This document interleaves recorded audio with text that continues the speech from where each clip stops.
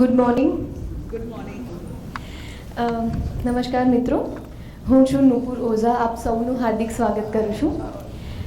Obesity let's fight together કાર્યક્રમનું આયોજન jeeps hospital દ્વારા કરવામાં આવેલ છે. આજના સેશન્સમાં આપણે મોટા પાયે ફેલાતી જે સમસ્યા છે ઓબેસિટી, એમાં એની સામે જાગૃતિ કઈ રીતે લાવવી એ પર વાત કરશું. તો ચલો આગળ વધીએ. આપણી સાથે છે doctor Himanshu Desai, psychiatrist, one of the directors of jeeps hospital. તેઓ સમજાવશે કે આ સેમિનાર પાછળનો ઉદ્દેશ્ય શું છે અને મનોવિજ્ઞાન ઓબેસિટી જેવી સમસ્યા સાથે કઈ રીતે ભૂમિકા ઉજવે છે. I would like to request doctor Kalrav Mistry sir to felicitate Himanshu sir.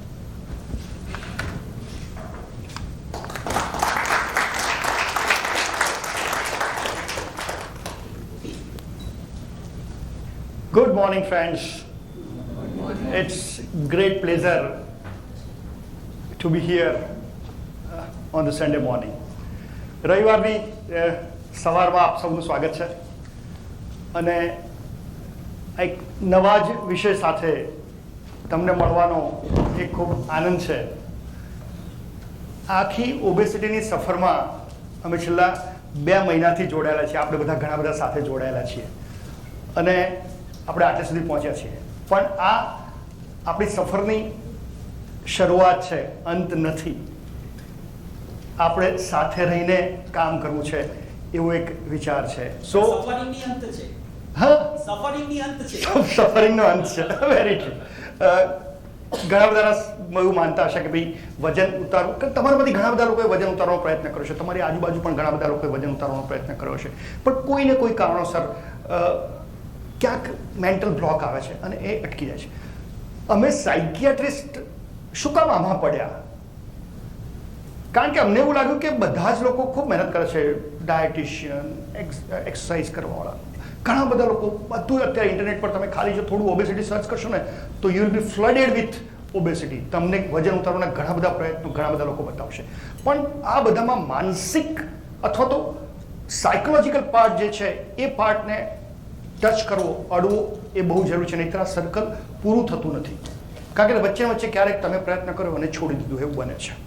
સો એટલા માટે ભાઈ ટેગલાઈન આપી કે ઇટ્સ અ માઇન્ડ ગેમ અને let's fight together.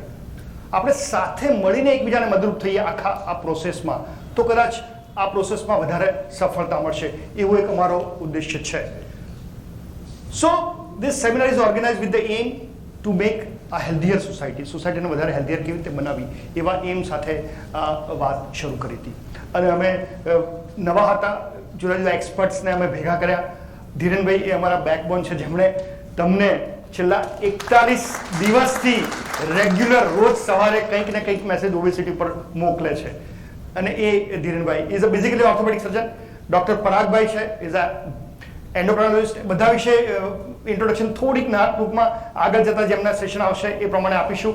Doctor Paragbhai છે.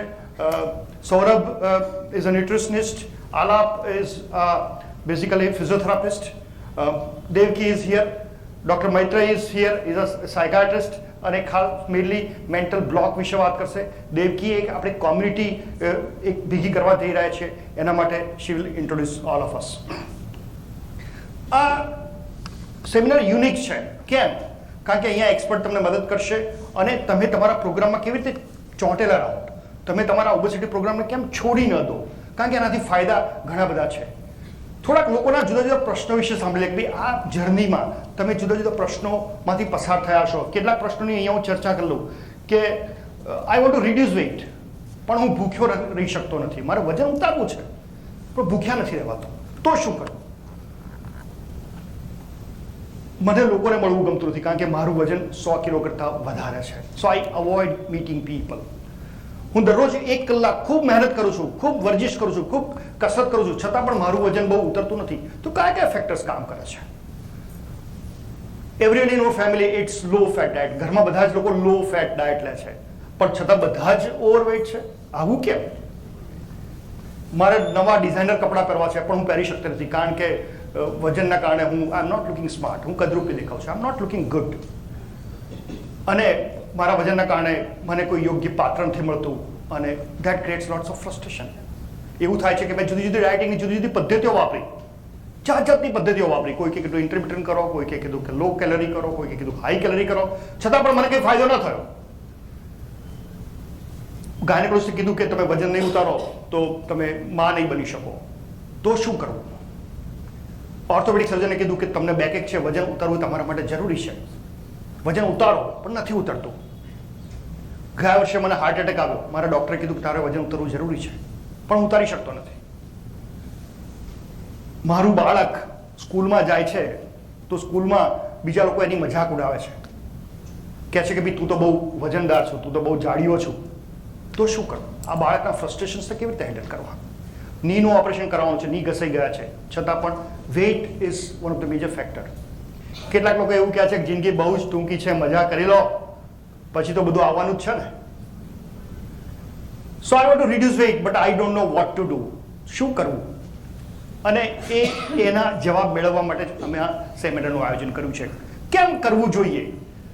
ઓબેસિટી ભારતમાં લગભગ 40%થી વધારે લોકો દે આર ઓબેસ. પહેલા આપણો દેશ એ ભૂખમરાનો દેશ હતો, પણ જેમ કૃષિ ક્રાંતિ થઈ, ખેતીમાં ક્રાંતિ થઈ અને અનાજ વધારે પેદા થવા માંડ્યું અને આપણે તો પહેલાં તો બહુ જ દુબળા પાતળા હતા, પણ હવે બધા જ જાડા લોકોનું પ્રમાણ વધવા માંડ્યું છે. 40% લોકો, અને અર્બન પોપ્યુલેશનમાં અરાઉન્ડ 44.2% દે આર ઓબેસ અથવા તો ઓવરવેઇટ છે. આપણે કેમ આના માટે ચિંતા કરવી જોઈએ? કેમ ચિંતા કરવી જોઈએ? કારણ કે ઓવરવેઇટથી ઘણા બધા રોગ થાય છે અને ઘણા બધા કોમ્પ્લિકેશન્સ થાય છે, જેમ કે diabetes, high blood pressure, heart attack, fatty liver disease, sleep apnea, depression, cancer. અને ઓબેસિટીને કારણે લગભગ 15 થી 20 વર્ષ જેટલી લાઈફ એક્સપેક્ટન્સી એ ઓછી થઈ જાય છે. અને એના કોમ્પ્લિકેશન્સ છે કે રિસ્ટ્રિક્શન્સ આવી જાય, expenses, disability, early death. These are the complications. I know many obese people who don't have any problems. ઘણા બધા જાડા લોકોને મેં જોયા છે, પણ એમને કોઈ પ્રોબ્લેમ મેં નથી જોયા. પણ એવું નથી. શરૂઆતના 15 વર્ષો ઓવરવેઇટને કારણે ડિઝીઝની કદાચ શરૂઆત થતી હોય, એ દેખાય નહીં, પણ એના કોમ્પ્લિકેશન્સ આગળ જતા જોવા મળે છે.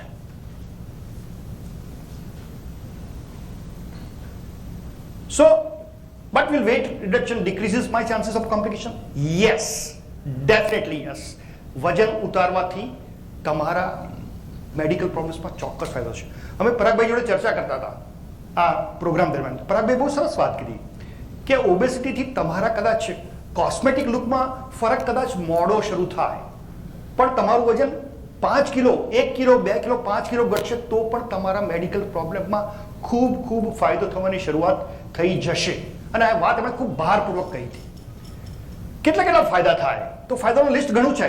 Stroke, heart disease, obesity, migraine, dementia, osteoarthritis, childhood obesity, PCOS, fatty liver, arthritis, Alzheimer's, erectile dysfunction, sarcopenia, high BP, type 2 diabetes. આવા ઘણા બધા અગણિત ફાયદાઓ આનાથી થતા હોય છે.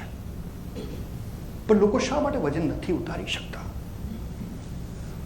વજન ઉતારવું એ એવરેસ્ટ ચડવા જેટલું કઠિન કામ છે.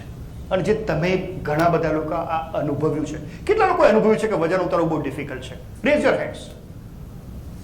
There are plenty of people. એ બધા એવું માને છે કે વજન ઉતારવું ખરેખર ડિફિકલ્ટ છે. હું પણ એવું માનું છું કે વજન ઉતારવું ડિફિકલ્ટ છે. મારે 2 કિલો ઉતારવું છે, પણ ખરેખર બહુ ભારે પડે છે.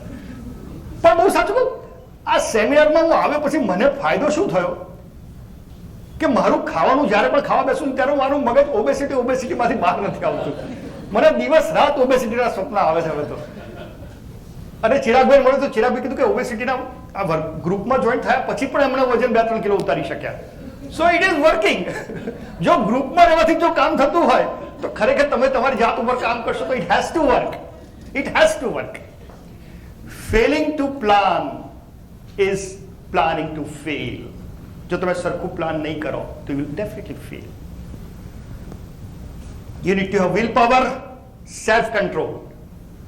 હવે વાતો બહુ મોટી છે. વિલ પાવર, તમને કોઈ કામ સોંપ્યું તમે ફટાફટ કરો છો, પણ એ કામ અહીંયા જ કેમ ડિફિકલ્ટી થાય છે?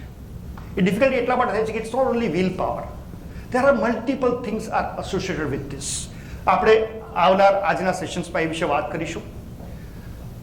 ખાસ તો આ સેશન માટે જોડાવાનું બેસિકલી મેઇન મારો પર્પઝ એવો હતો કે એક ઓબેસિટી કમ્યુનિટી ડેવલપ કરીએ, જેમ આલ્કોહોલિક એનોનિમસ હોય, જેમાં બધા દારૂ પીનારા લોકો ભેગા થાય અને their share their problems with each other અને એકબીજાને મદદરૂપ થાય. તો એક ઓબેસિટી કમ્યુનિટી ડેવલપ કરીએ જ્યાં બધા જ લોકો, જેમને એવું લાગે છે કે મારું વજન વધારે છે અને મારે વજન ઓછું કરવું છે, એ બધા લોકો ભેગા થાય, સાથે પ્રવૃત્તિ કરે, સાથે એકબીજાને મોટિવેટ કરે. That's the main purpose. જેને કારણે જે લોકો ક્યાંક આ પ્રોસેસમાં, આ જર્નીમાં ક્યાંક અટકી જતા હોય, ક્યાંક ભટકાઈ જતા હોય, તો એ બધા ફરી પાછા એક સ્ટેજ ઉપર પાછા આવે અને પોતાની જાત માટે, પોતાના માટે કામ કરે. પોતાના માટે કામ કરશે, પોતાની જાત માટે કામ કરશે તો ચોક્કસ સફળતા મળશે. સો ઓબેસિટી કમ્યુનિટી બનાવવું એ મુખ્ય એક હેતુ છે આ ગ્રુપનો. અને to create obesity community, run the community and help to motivation each other to reduce the weight. Alcoholic એનોનિમસમાં એક સેરેનિટી પ્રાર્થના છે. પ્રાર્થના બહુ સરસ છે કે હે ભગવાન, grant me serenity two accept the things I cannot change. હે ભગવાન, જે હું બદલી શકતો નથી એ સ્વીકારવાની મને શક્તિ આપ. And to courage to change the things I can, અને જે વસ્તુ બદલી શકું એ બદલવાની મને હિંમત આપ.